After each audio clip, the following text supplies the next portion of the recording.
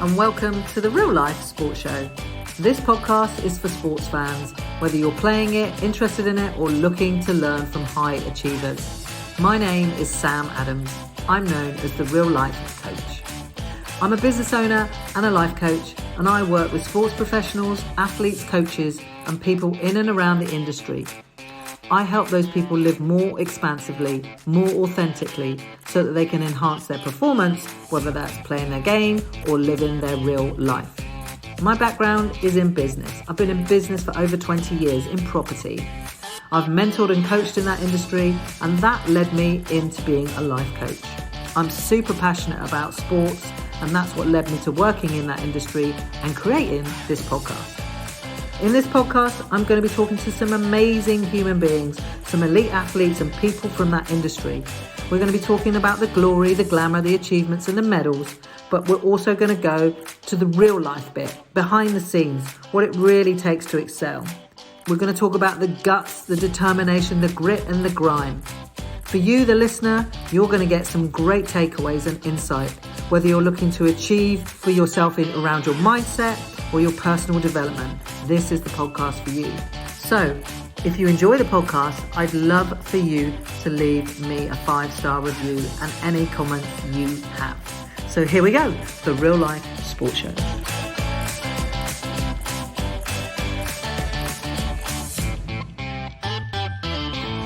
Good morning, good evening, good afternoon, everybody. Welcome to the Real Life Sports Show.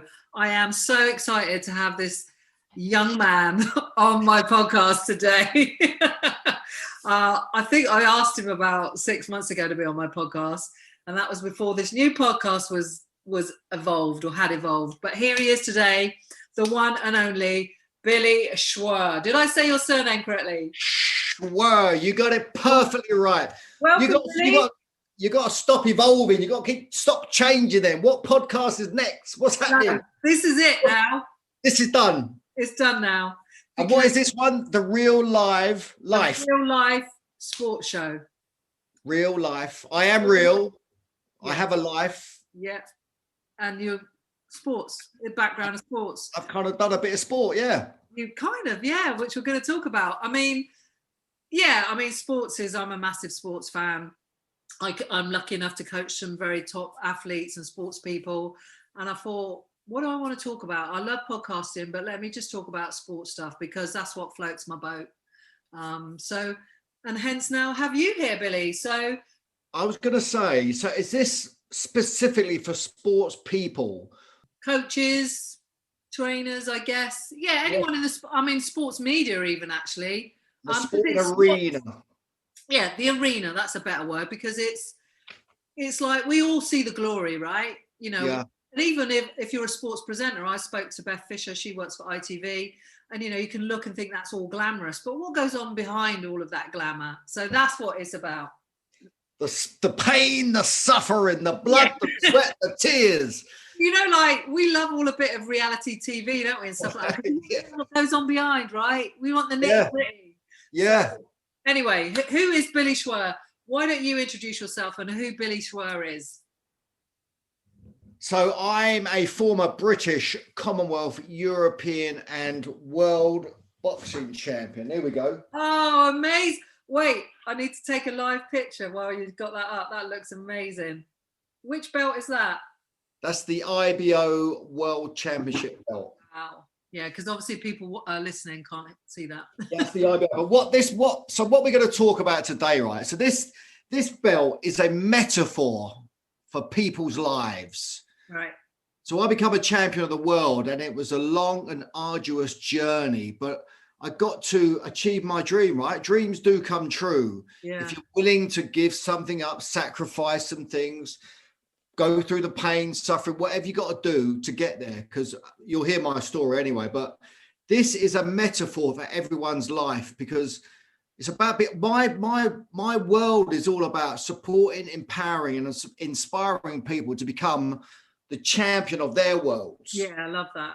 Whatever that looks like. Now you're talking about a sporting arena, coaching athletes or sports people, so then supporting them to becoming world class. But also let's look at being world class for ourselves.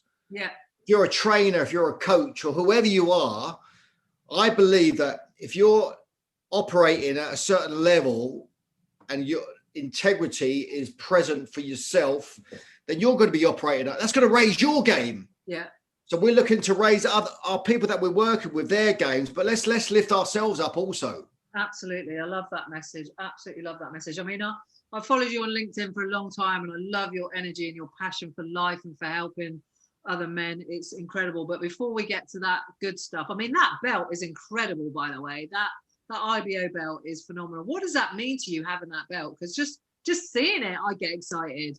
That belt's been all around the world of me. So when I'm taking that through, when we could, the security at airports, it gets all sorts of eyes gets raised. But what that enables me, what that means to me, it's really about what I'm capable of and what's possible for anyone. I'm just a normal kid from Luton Town in Bedfordshire in the UK, and I won the British, the Commonwealth, the European. I've been top of the bill in Las Vegas. I've traveled all around the world. I've had an extraordinary professional boxing career. Yeah. So that belt is it symbolizes my success, and it's a symbol for other people really as well. Because if I could do that, then surely anything's possible. It's going to take something. For sure. That's what I want to talk to you about, what it takes, the mindset, the grit and determination. So let's start, like, how did you get involved in boxing first? How old were you?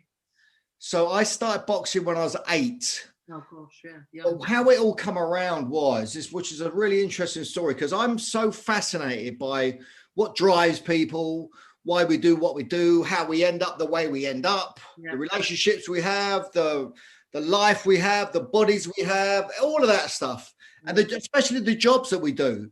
Because I was fascinated, because I used to step into the ring as a professional boxer prepared to die. That's how committed I was. Wow. It's like, which is really extreme. Like, that killer instinct that some people possess and some maybe don't, but we all possess it to a degree. But it's like, how many of us really live by that and can turn that on when needed? And I'm interested to do that journey with you, like from this 8-year-old kid to then getting in the ring and having that prepared to give it everything, So what happened between being 8 and starting boxing to then being in the ring and having that desire? It started earlier than when I was 8. It started when I was 5. Wow. So there I am, 5 years of age, in my mum and dad's front room with my 2 older sisters, Mandy and Lisa. Lisa's 8 and Mandy is 11. And we're rolling around the floor and they're beating me up again. What they used to do, kids, right? Kids being kids, 2 against 1. What'd you do? You get into the floor, didn't you? Yeah.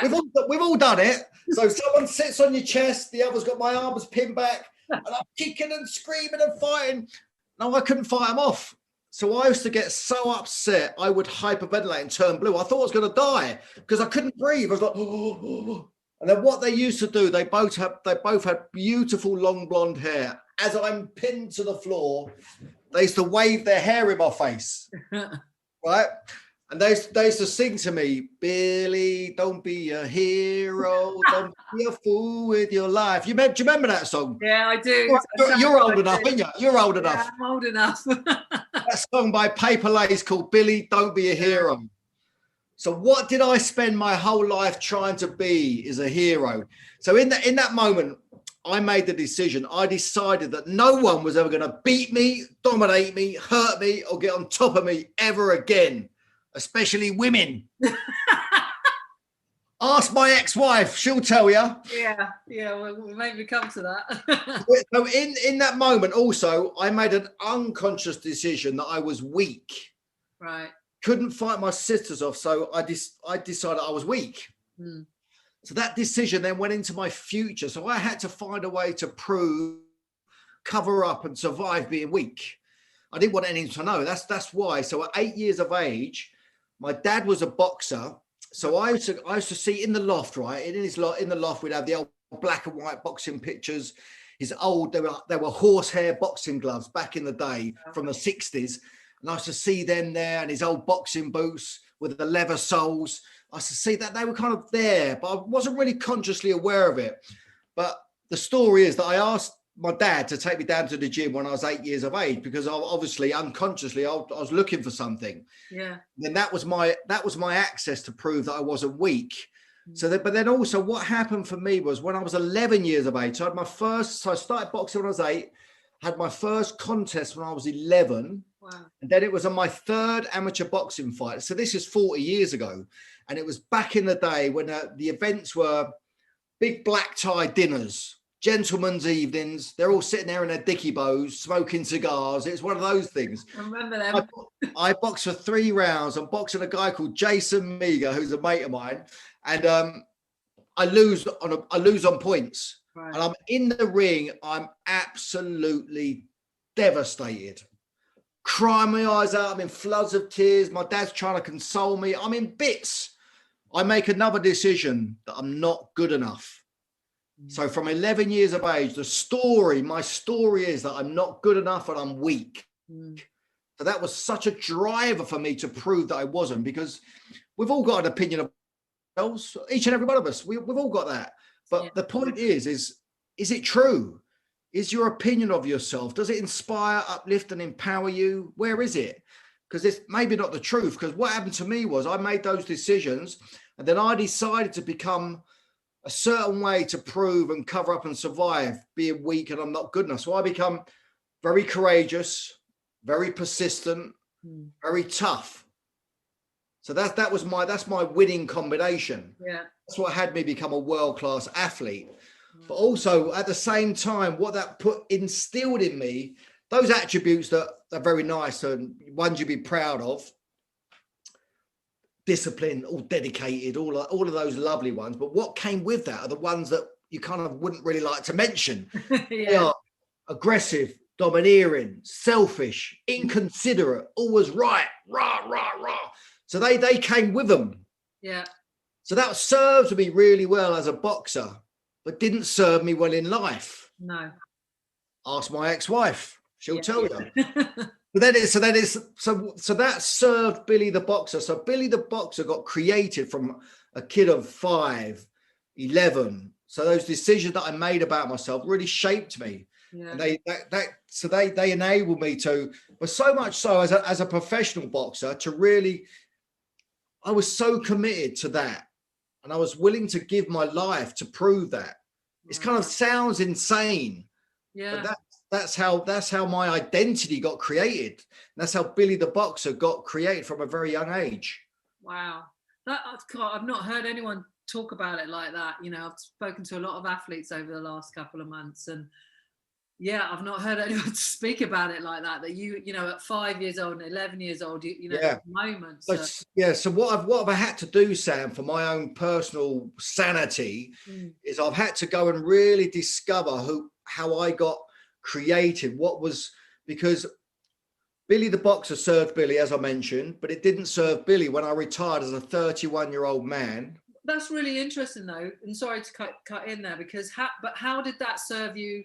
You know, Billy the Boxer, great, because, you know, I talk to lots of sports people, you know, their identity as a sports personality or professional or elite athlete, that's one thing, and it's big, and people put you on a pedestal, and you might have to be a certain way in order to be the best. But how does that serve you in your life, Day? And how did that serve you? It didn't. It served Billy the Boxer in that arena. Everything that I had served Billy the Boxer. Yeah. That's what had me become world class. But it didn't. So it didn't serve Billy. Yeah. But I was blinded to who I was when I was Billy the Boxer. I was just going through my life, because the only outcome that I was looking to achieve was winning the world title. I was so attached to getting there, I sacrificed everything. I ruined loads of relationships. Nothing was going to get in my way. Nothing, nobody, nothing was going to get in my way for me to achieve that. When was the decision made that world champion was what you wanted to be, and how long did it take you to get there? So I recently reconnected with an old school friend of mine, and we was we went to junior school together, and I was around about 11 and he was 8. He was a little bit younger than me. And back in the day, he was really good at body popping, break dance. So I used to do break dancing. You know, we used to get the old final mat out. Yeah. So he was really good at that. And I was boxing. So we had a deal. So I said, you teach me how to body pop and I'll teach you how to fight. And then I whacked him. I give him a whack and he went, oh. And he reminded me recently that I said I was going to be a world champion when I was around I must have been 10 or 11. Really? So yeah, so that was kind of created around that time. So then I had my first contest when I was 11, and I became the world champion 20 years later. 2 decades. 31. So you were 31 then. 31, yeah. So but my first challenge for the world championships when I was 6 years prior to that in 1995, and I eventually won it 6 years later on the 4th attempt. Wow. So in between that time I won the British, the Commonwealth, the European Championships. But my first attempt was back in 95, top of the bill in Las Vegas. That was my first attempt, which I failed at. I got 2 big cuts. I had 70 stitches, 70 stitches all over my face. Really? There's blood everywhere. There's a bloodbath. So they stopped the fight. So that was the journey. But yeah, 2 decades. Can you imagine? 2 decades, 20 years. That's incredible. This is what I love about sport. When I speak to, Olympians or whatever, people like yourself, world champions, the years to get to the top of the tree. And actually, I think in business, it's not a lot different. It's the same. We see, don't we? We see this glory, but actually we don't know the process and how long that process has been, and which is why I want to do this podcast, because I want everyone's story, right? I want to hear what it's taken you to get there. And I'm sure every story is different, but I do think there is this thread of this period of time. It does not happen overnight. And like I say, it's the grit and the guts that goes behind it in order to get to that level, to reach the pinnacle. What do you know now that you wish you had known then? Because obviously you said that, you were Billy the boxer and a lot of relationships didn't go well and stuff like that. Do you think, had you known then what you know now, would have had an impact on how you showed up in your life? Sam, I would love to do it all again, but I would do it I wouldn't do any differently, but I would be very different. So I would be a much better fighter now, knowing what now than if I could go back. Really? Trust me, I wouldn't want to go back and do it again. Once was enough. No, thank you. No, I've had more cuts, bruises, broken noses than I wish to even think about. I couldn't even imagine doing that again. That's gone, over. But I would be definitely a different kind of fighter. I would just be more mindful and more present, and just be, because I lost time. Because there's always so an attachment to the next fight. It's kind of like now, as we're a bit older, we talk about enjoying the journey, which is hard to do when you're in the thick of it as a professional athlete. It's very difficult to enjoy it because you're knackered all the time, you're injured all the time. It's just non-stop pressure. It's just pressure. So now looking back, it's all about the journey. Do you think it would have made you a better fighter? Because, obviously I deal with, stuff that I deal with sports people. It is about, it's about trying, helping them be successful in sport and in life. Because for me, the two go hand in hand. If your life is shit outside, that does transfer for most people, not everyone, into your sporting life. Yeah. That's a really good point, Sam, because it's, now, so the thing for me was when I was fighting, if I could have sorted my personal life out, but I at that time, the way that I was, I couldn't see it being any other way. Right. But looking back upon, reflecting on it, would I have been a better fighter? I don't know, because the way that I was just gave me that element of kill or be killed fighter, which really serves in the boxing arena. So if I was maybe too mindful and too, I don't know, if that element was too much in me, would that have impacted my thought process or my thinking? I don't know. It's a great conversation because I didn't know that at that time. I had no emotional intelligence, let's call it that. Or I was unconscious. Yeah. Because my training from a kid when I started boxing at 8 was to fight, defend, resist, confront, and attack. That's all I knew. So if there was an element of that was taken away, would I have been the fighter that I was? It's an interesting conversation. I don't know. Yeah. But it's after the fact is when the athlete finishes. That's the bit to try and catch him. Yeah. Now, if I was speaking to Billy the boxer when he just retired from boxing, I wouldn't have been ready to listen either, because I was too ego, too unconscious still, and I had to go on my journey of chaos and failing and mistakes to get to a point to realize that I need to change. Because being the same way just didn't work, but I had to go on my own personal journey, and it's going to be different for everyone. Sure. But that edge that I had would be in a bit more. What would be the word to describe it? Not mindful, but conscious. Mindful of that and self-aware, having that self-awareness of who you are outside of the ring or outside of the pitch, or the field, whatever. Would that have taken my killer instinct away? I don't know. It's such an interesting conversation. So talking to fighters now, it's like I have to be mindful of that also. And it's almost like you've got to let them go and do their thing to a degree, as long as they're not causing harm or any ups as much as they can, because they are a certain way. Because listen, what you got to get also, boxing is very different to other sports, but professional boxing, because professional boxing, look at other sports. You play football, you play rugby, you play golf. You don't play boxing.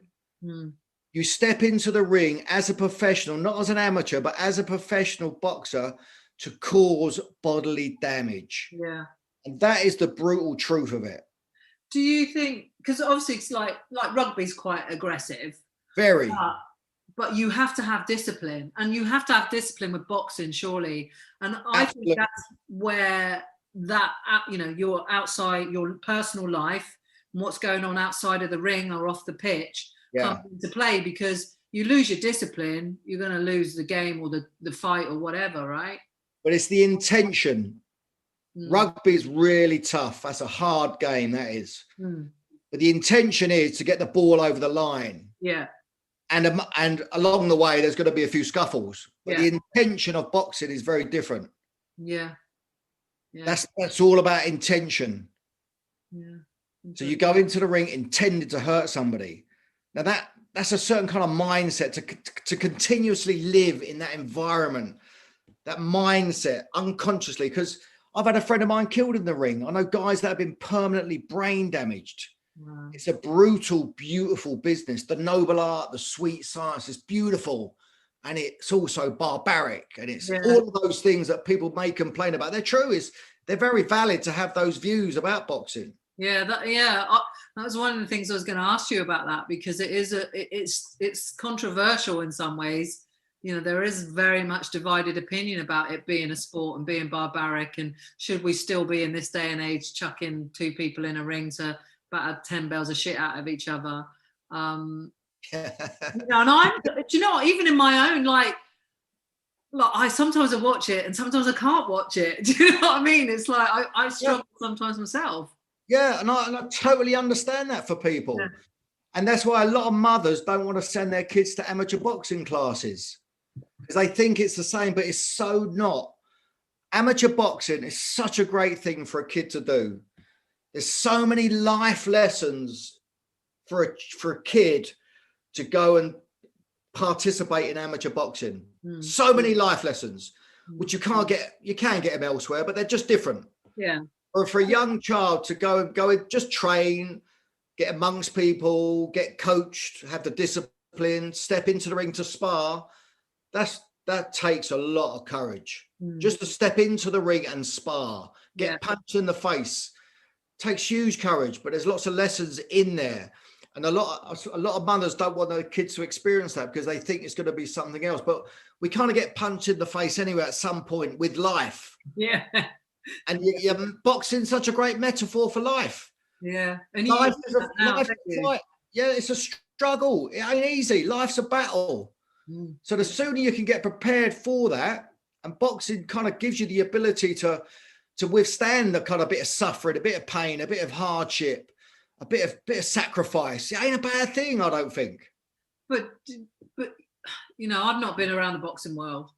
But does it prepare you on the back end, for some of the, I don't want to use the word softer, but some of the more subtle things in life? Like, obviously we both now work in the coaching arena. It's about mindset, it's about understanding yourself, it's about self-awareness.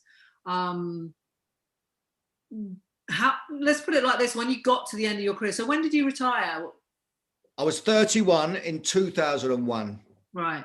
I've been retired 20 years. Wow. And what was the decision around? What was the decision making around that? Had you come off the back of a loss? Here's when I made that decision. I'm in the back of the ambulance and I'm on the way to hospital for the second time. Yeah. I've just been knocked out, lost my world title, game over. There I am. It's in that moment, because I'd stepped up into the ring that night, as I always did, prepared to die, kill or be killed. And I'm in the back of the ambulance and I'm thinking, well, maybe I'm about to. Right. Because I had a friend of mine killed. I know guys, and I know I'm present to how dangerous it can be.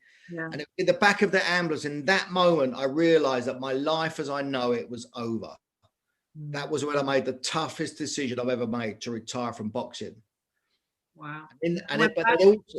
But also in that moment, which I never knew at the time, I made an unconscious decision. Right behind it, I decided that my life's over. What's the point? Got no point. My life is, I'm over. My life's over. So I no longer had any meaning, because I was so attached to being Billy the Boxer, being a champion. Then it became my living and my business, and my world was that. Yeah. So then that was gone. That was kind of ripped away from. So that was ripped away from me, and it was the end. There was no choice about it. It was just done.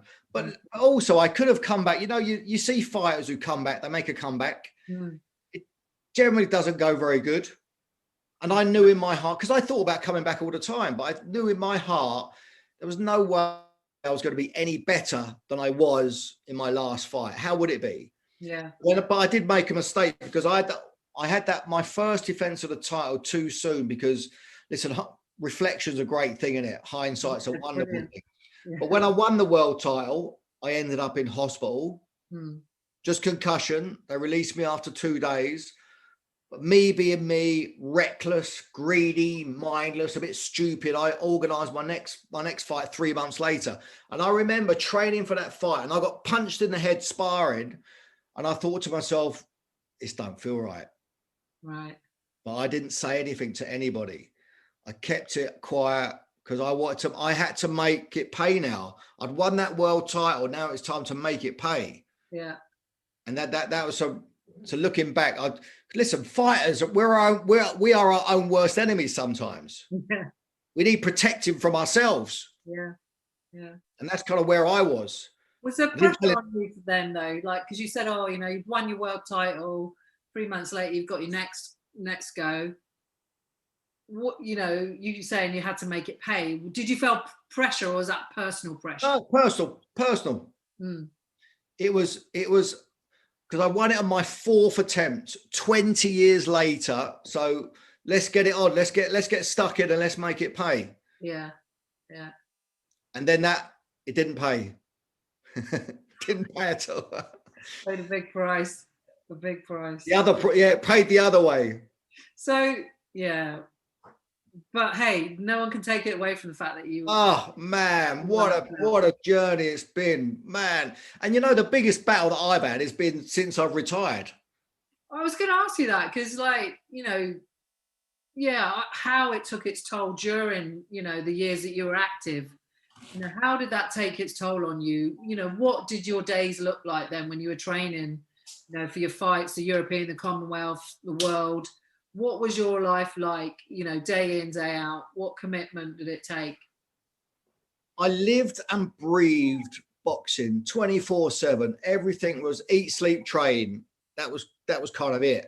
I was continuously always looking at the next phase, the next part. I'd have little breaks every now and then, and but it was generally just that was the pathway.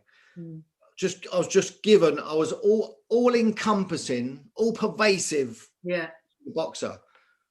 Yeah. That just everything. So if you can imagine, yeah, just living 24/7 that way.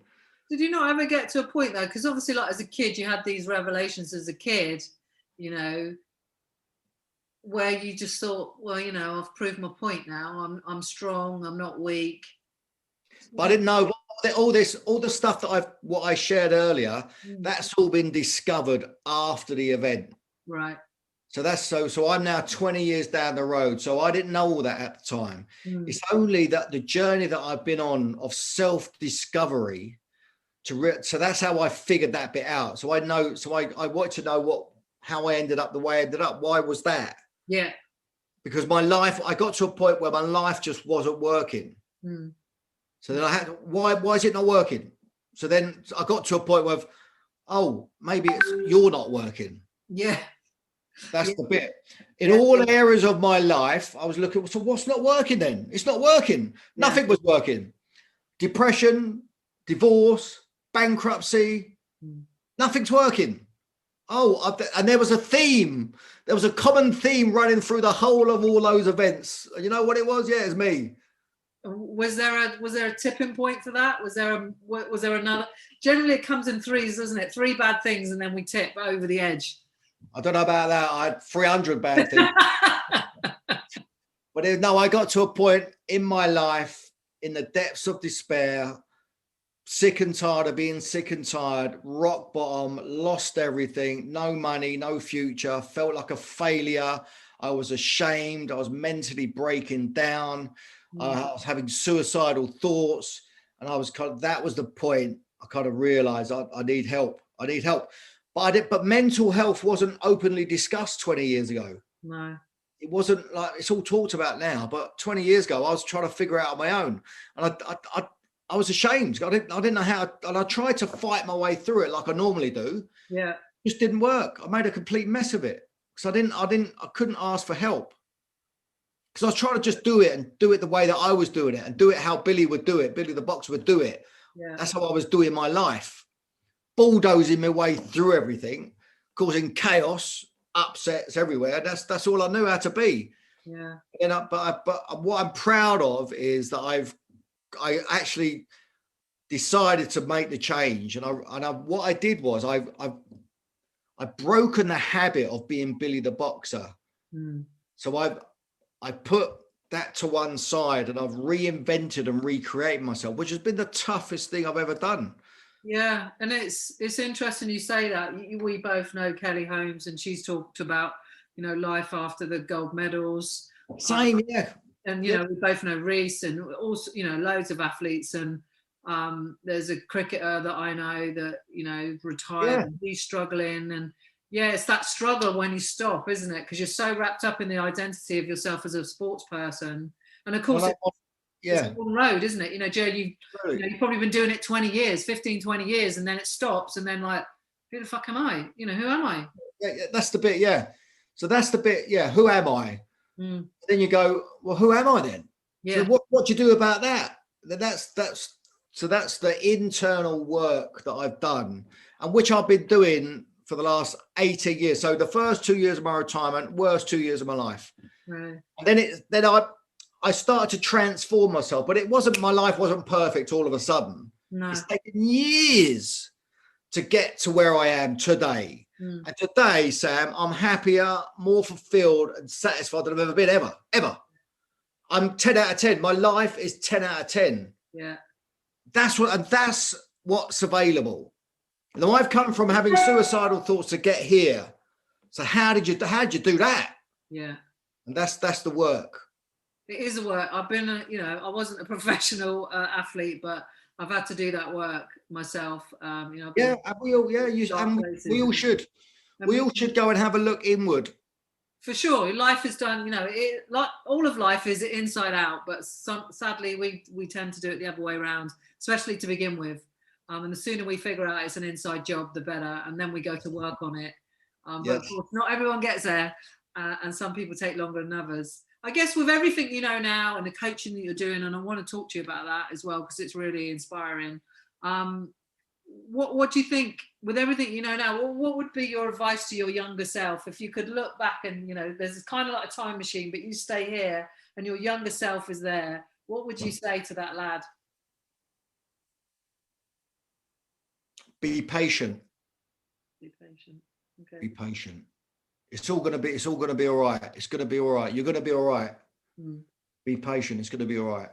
Do you feel like you were very impatient back then? Yeah, I was in a hurry to get somewhere. I was fighting for my life, I suppose. To be patient, it's going to be okay, calm. Yeah. Pay attention.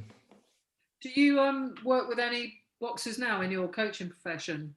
Not really. I speak to boxers, but not in the realms of their coach, so to speak. I'm open. I speak to any boxers, and I give them my words of wisdom because I know it all. I know what they're dealing with. Yeah. But it's are they ready to hear it? You touch on a good point there because that's something I say a lot with people that come to me and want help. I say wanting it is one thing, but are you ready for it? That's a completely different thing. And are you willing? Exactly. It ain't pretty. No, it's not. It's hard work. It's bloody hard work, the mind. But when you conquer it, when you take back the control. Yeah. So with the boxers that I speak to, it's all kind of future based. Right. What they're up to, supporting and inspiring and empowering that element of their lives because they maybe, and it's not for me to start digging into their personal lives because that might throw them off the track. And it's not my responsibility to do that. No, but I guess I've got experience of certain sports people come in and like I say, I deal in helping people with sport and life because, for me, they cross over. Some people want to ignore that personal life and what's going on in their head and just focus on the game, and that can lead, as you know, to a very, a lot of struggle and a lot of strife and a lot of chaos. And then there's the ones that recognize that actually this isn't working here. So this isn't making this enjoyable as in the sport. And I'm willing to do the work to make this enjoyable and be as successful as it can be. Brilliant. So that's great, Sam. That's such great work that you're doing. If you could give the athlete an access to that, providing they take that on, because that will only benefit their performance. It's got to, isn't it? Absolutely. It's the same in life. Business people, I work with business people. If they can get their stuff sorted in every area of their life, it's going to impact the bottom line. It's going to make more money. They're going to be more successful. It's going to everything. So it's treating the person as a whole, right? Yeah. And that's it. It's as a whole.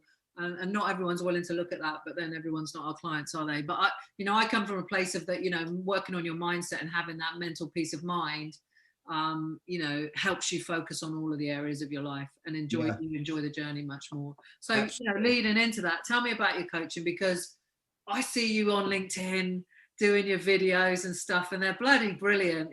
I was so looking forward to today because your energy is infectious. Thank you. No, it really is. So tell me how you got into the coaching and where that started and where you are now with it.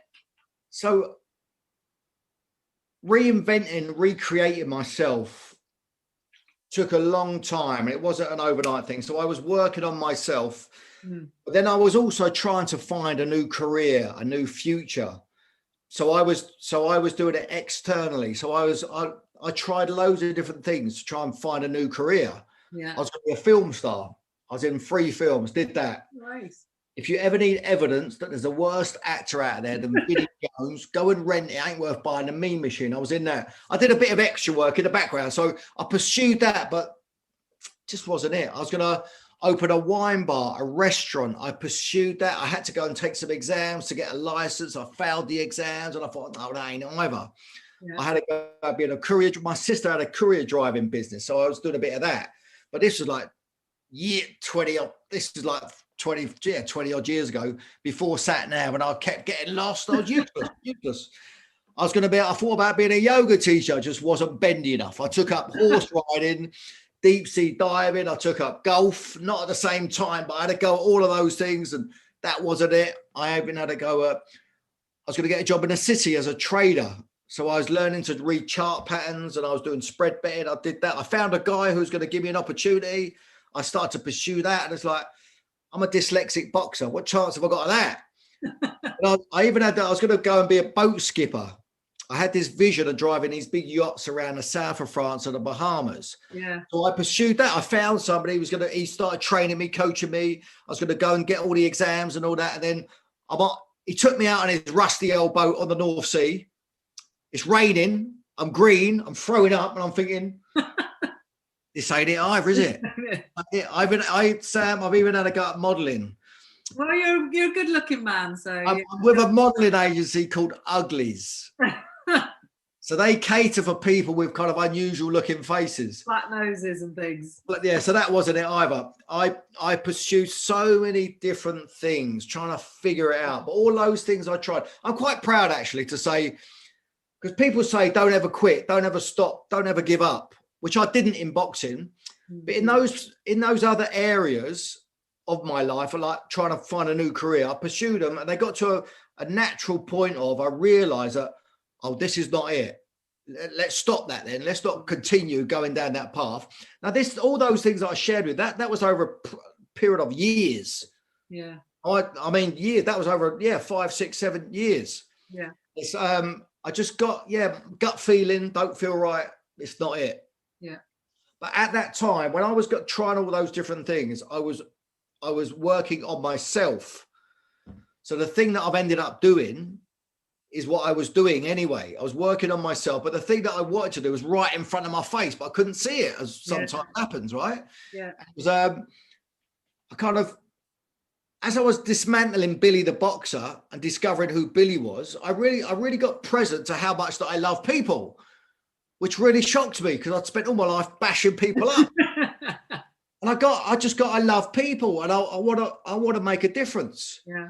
So then obviously it's moved on a little bit since then. And my kind of guys that I want to make a difference to are kind of 40 plus. Yeah. So my mission in life is the transformation of the middle-aged man. Yeah, I love that.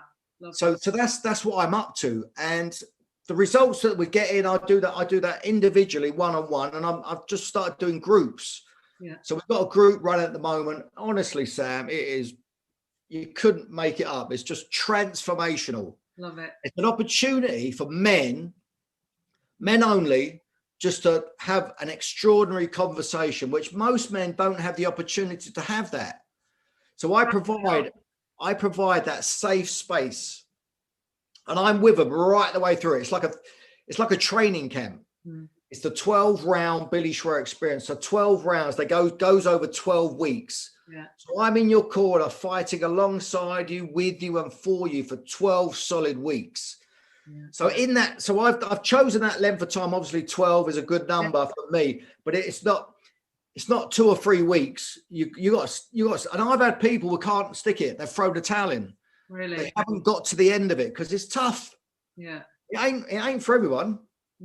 No, absolutely not. You've got to be willing to do the work, like I say, and that's it. Same with some of my clients. It's not easy doing that inner game stuff. It really isn't. It's probably the toughest stuff you'll ever do. Yeah, and some people will avoid it. They'll challenge you, and it's just got their stuff running the show. Their identity, their ego running the show, and it's interrupting that stuff. Yeah. So especially when I'm dealing with men, some men are so egotistical, and they just resist so it's kind of pointless. Yeah, it's really difficult. Yeah, so they have to be willing to hold their hands up and go, okay, let me surrender. I'm going to surrender. Yeah, I've been there. I've been where they're at. Yeah, and I can see there's so much more available for them if they could just give up give up their, just give themselves up, just give themselves a break. Oh yeah, totally. I think, when we let go and we be who we really are, which is a big part of, what I believe in, and that was my journey, just, finding out who I was and just, showing up in the world as who I really was. And, because it just gave me a sense of freedom that I never had before, just. I've heard you talk about that. Give me a little short version of that. What age Sorry? What age was you when you went through your process? Oh, there's been chapters, Billy. There's been a couple of chapters, and the last chapter is a couple of years ago. But I feel like, and a bit like you say now, like I love life. I absolutely love life. I love people. I really am excited about who I am, and I don't need anyone else to fulfill me or to make me feel good. I can look in the mirror and love who I am. And that's what I'm talking about for your guys that you work with. Yeah. Doing that work, I'm sure they're coming out the other 12 weeks of that. That I don't think I can describe it well enough, what it feels like to feel like that. Somebody asked me today, I was doing some work with someone this morning, and I'm like, but what does that feel like? And it's just so freeing. It's so freeing. So, because I totally get where you're at. And I'm with you. And it's we want everyone to have that, right? Yes. The way that I describe that, Sam, and it's kind of, I find it weird that I can even say it, because I say I want for nothing. I want for nothing while I'm in the pursuit of everything. Yeah. And everything is nothing, and nothing is everything. Nothing is everything, and everything's nothing. Yeah. So that allows for just a peace of mind, just that feeling that you're describing, that you're talking about. That's what I have.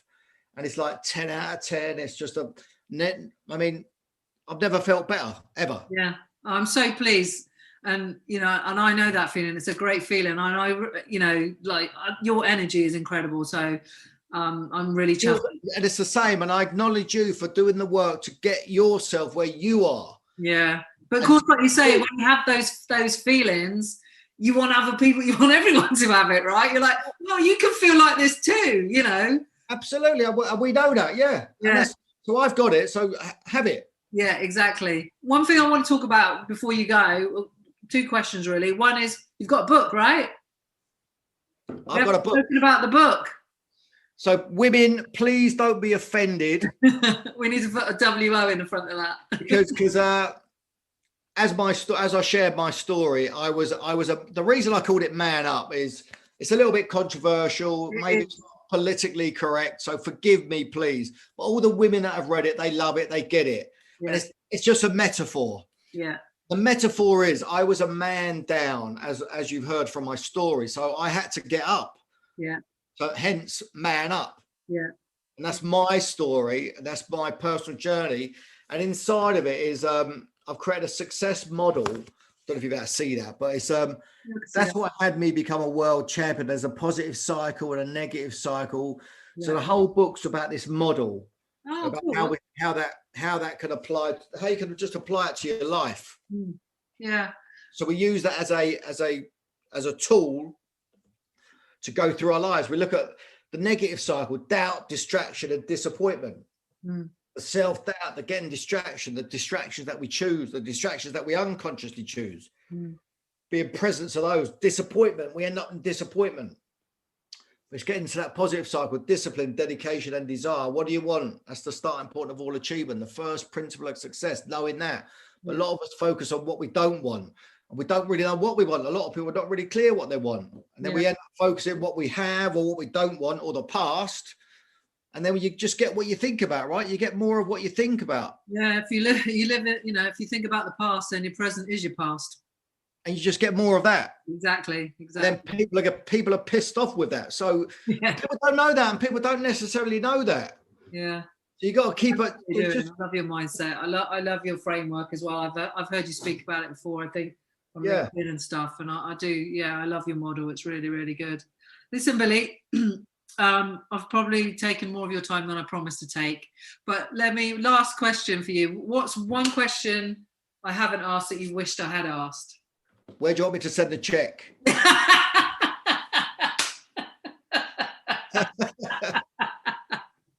Oh, Billy, thank you so much. I could probably talk to you for hours. Honestly, Sam, I love you, great man. guy. I fucking love you. I love you. I love what you're doing. I love your energy. I love what you're about. I love what you stand for. And I want to acknowledge you also, because you're making such a difference to so many people. And let's keep the vibes high. Let's do it together, man. That's it. That's it. Thank you so much, Billy. It's been a pleasure. Thank you.